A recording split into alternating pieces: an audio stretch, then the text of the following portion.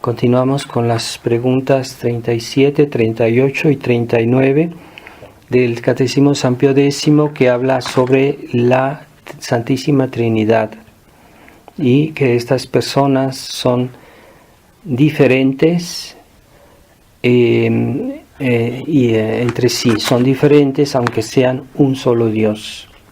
Esta realidad de la Trinidad es una verdad de la fe, es después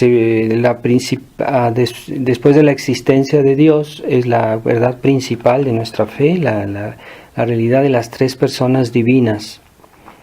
Y las tres personas son, ¿qué quiere decir persona?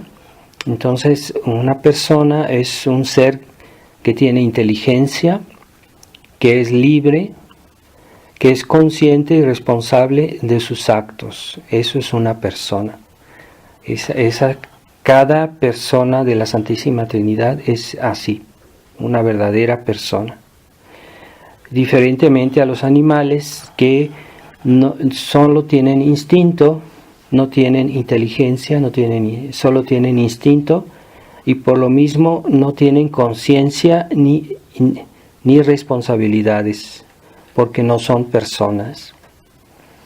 Contrariamente hoy que se diviniza a los animales, cada día más hay esa tendencia a hacer de los animales, tratarlos como si fueran personas, como si fueran dignos, o sea, que fueran, que tuvieran derechos, y es un error, el animalismo de nuestra época. Entonces, eso cada día se agrava y hay hoy cada día más sociedades que defienden los derechos, como ellos dicen, de los animales, pero los animales no tienen ni conciencia ni responsabilidades y no son personas. Pero en Dios sí hay tres personas, como nosotros lo entendemos muy bien, cuando conocemos a una persona, sabemos que es una persona, dice cada hombre es una persona distinta, y así las tres personas de la Santísima Trinidad son tres personas distintas. Pero esta realidad es una realidad ab eterno, es decir, de toda eternidad Dios es así. Y cuando se dice el Hijo y el Padre, no quiere decir que el Hijo comenzó a existir a momento dado. No, el Hijo es Hijo del Padre de toda eternidad. Siempre ha sido así. Y el Padre engendra al Hijo no a momento dado, sino siempre, de toda eternidad, siempre ha sido así. Y el Hijo es engendrado por el Padre de toda eternidad. El Padre envía al Hijo y el Hijo es enviado por el Padre de toda eternidad. El Padre no es ingénito, es decir, que no viene de otra persona. Es el origen, el principio en la Santísima Trinidad. Él no tiene un principio, Él es el principio de las demás personas. Entonces el Hijo viene del Padre y el Espíritu Santo procede del Padre y del Hijo. El Espíritu Santo procede del Padre y del Hijo. Estas son realidades que son muchísimo más importantes que todo lo que podamos ver en el mundo, en las criaturas, que aunque este mundo sea múltiple, que haya muchas cosas que nos atraen nuestra atención, nuestras preocupaciones, no pueden tener la importancia de lo que pasa dentro de Dios. Así que no hay que ver estas cosas como algo que no nos interesa, ¿verdad? O como algo que no nos preocupa, la vida trinitaria, porque sobre todo aquellas personas que están en gracia de Dios, pues están viviendo la vida trinitaria, porque Dios está en ellas. La Santísima Trinidad, el Padre, el Hijo y el Espíritu Santo, están en una persona que está en estado de gracia, están viviendo en ella y realmente le están dando la vida espiritual. De por sí Dios nos da la vida natural a cada instante, porque si Dios no nos mantuviera en la existencia, caeríamos en la nada. Pero hay otra acción de Dios, que es por la gracia, que hace que seamos hijos de Dios y que Dios esté presente en un alma, la Santísima Trinidad, dándole la vida espiritual, sobrenatural. Entonces esta conciencia de la vida trinitaria, pues hay muy pocos cristianos que la tienen, porque primero rezan poco y segundo no quieren aprofundizar la vida cristiana y permanecen en la superficie de la vida cristiana, ¿verdad? Imagínense el mar, ¿verdad? Y el mar puede tener muchos kilómetros de profundidad, pero imagínense que a esas personas viven a 1 centímetro de profundidad. Es una cosa, una negligencia, ¿verdad? De olvidar todo el aspecto divino que hay en nuestra vida. El misterio de la Santísima Trinidad, en el Antiguo Testamento, no se reveló a los judíos de una manera expresa, porque los judíos en ese tiempo estaban muy expuestos al politeísmo. En ese tiempo, alrededor del pueblo judío había muchos pueblos politeístas e idólatras.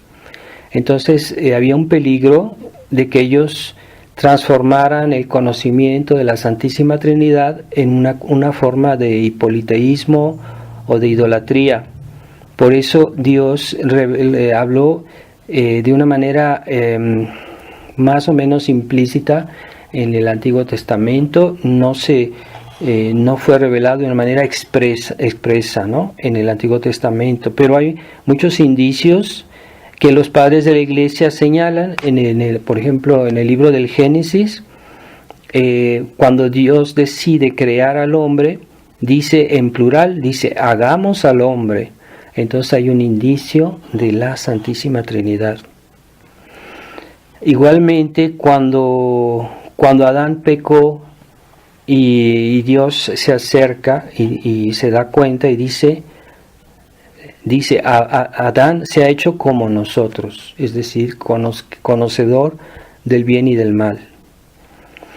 Lo mismo cuando el pecado de la Torre de Babel, y que Dios quería castigar a los hombres por su soberbia de construir esta torre y de sentirse demasiado.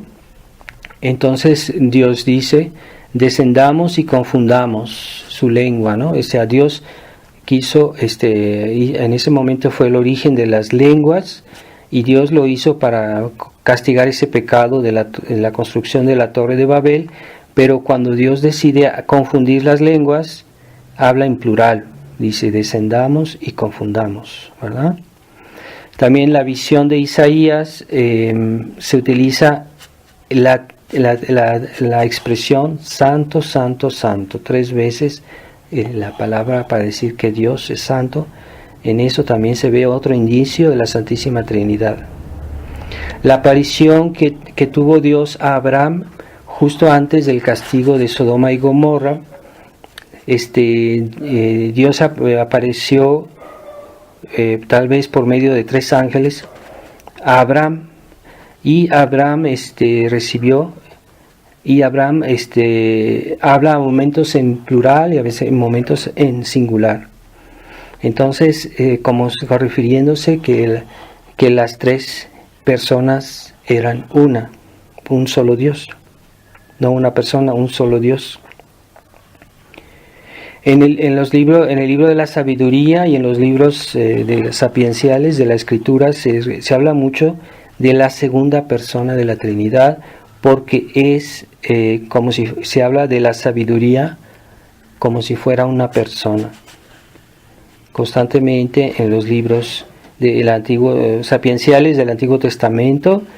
Y por ejemplo una lectura que se usa mucho en las misas de la Santísima Virgen, se dice, pero se atribuye sobre todo a la sabiduría de Dios, en primer lugar no a la Santísima Virgen, sino a la sabiduría de Dios, y que dice en el libro del Eclesiástico, yo salí de la boca del Altísimo, yo salí de la boca del Altísimo, es una persona. Yo salí de la boca del Altísimo, es decir, el Hijo, que es la sabiduría del Padre.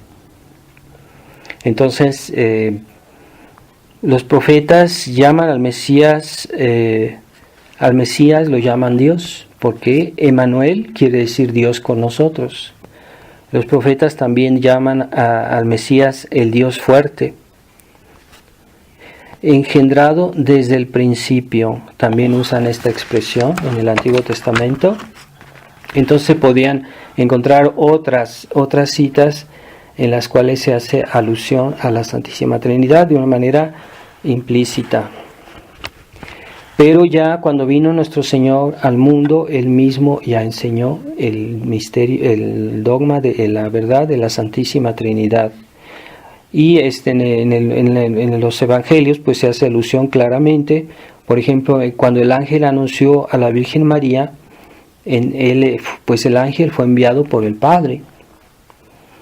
Y el hijo que debía nacer de ella sería llamado el Hijo del Altísimo. Y después añade, el Espíritu Santo descenderá sobre ti. Entonces, 3 personas. En el bautismo de nuestro Señor y también en la transfiguración, los padres ven en este hecho la manifestación de la Santísima Trinidad, porque en el bautismo de nuestro Señor, cuando San Juan Bautista lo bautizó, pues está primero el Hijo, claro está, pero también la voz que se oyó del cielo es la del Padre, y la paloma que bajó, esta manifestación del Espíritu Santo. Así como en la transfiguración, pues está igualmente la presencia del Hijo, la voz que vuelve a decir, este es mi Hijo muy amado, escuchadlo.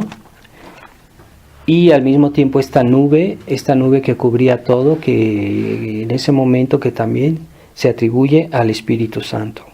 Entonces el Padre, el Hijo y el Espíritu Santo. También nuestro Señor, cuando envía a los apóstoles a evangelizar el mundo, dice, id y predicar el Evangelio a todas las criaturas, a toda criatura, y bautizarlos en el nombre del Padre y del Hijo y del Espíritu Santo. Entonces en la Escritura se le llama Hijo de Dios, se le llama a nuestro Señor Hijo de Dios. Y Él mismo habla de que se enviará el Consolador. Jesucristo habla de que se enviará el Espíritu Santo el día de Pentecostés. Entonces ya en el Nuevo Testamento, en los Evangelios, ya se habla de una manera expresa de la Santísima Trinidad. En el Antiguo Testamento, que también es de Dios, se habla de una manera más implícita. La Iglesia, después de nuestro Señor, pues ha renovado esta fe en la realidad de la Santísima Trinidad. Por ejemplo, hay un libro que se llama la Didaqué, que fue escrito por un discípulo de los apóstoles y ya hace referencia a la Santísima Trinidad. Claro está, la fórmula del bautismo. Y en toda la liturgia de la Iglesia desde siempre se ha hecho referencia a la Santísima Trinidad. La Santísima Trinidad está omnipresente en todas las oraciones, desde la señal de la cruz y también los símbolos de la fe, como son el símbolo apostólico, el símbolo niceno-constantinopolitano y el símbolo atanasiano. Todos ellos recuerdan esta verdad de la fe. Los concilios de la Iglesia, pues históricamente han recordado la realidad de la Santísima Trinidad, toda la tradición de la Iglesia unánimemente. En España, por ejemplo, los concilios toledanos, el primero del año 400, en la Regula Fidei contra los priscilianistas, que eran una herejía que confundían las 3 personas. Entonces ya recordaba el misterio de la Santísima Trinidad y la verdad del filioque. Filioque quiere decir que el Espíritu Santo procede también del Hijo. Contrariamente a lo que dicen los ortodoxos cismáticos, que no quieran reconocer que el Espíritu Santo también procede del Hijo. no solo del Padre, sino también del Hijo. Y todos los padres de la Iglesia hablan de esta verdad de la Santísima Trinidad, pero especialmente San Agustín, que tiene un tratado que es muy conocido, tal vez el más conocido, de Trinitate. También San Hilario escribió sobre la Trinidad, San Atanasio, San Cirilo de Alejandría, San Juan Damasceno y San Anselmo. Pero no solamente ellos, pero ellos son los que escribieron, hicieron los tratados más importantes. Y en el Gloria al Padre que decimos constantemente en la liturgia, en la misa, en nuestras oraciones, fue el Papa San Dámaso, que en los primeros siglos de la Iglesia quiso que se dijera esta oración cuando los religiosos, los sacerdotes, los monjes decían los salmos. Este Papa, que era de origen español, prescribió que se dijera el Gloria al final de cada salmo, y desde entonces pues el Gloria se dice constantemente en la liturgia de la Iglesia.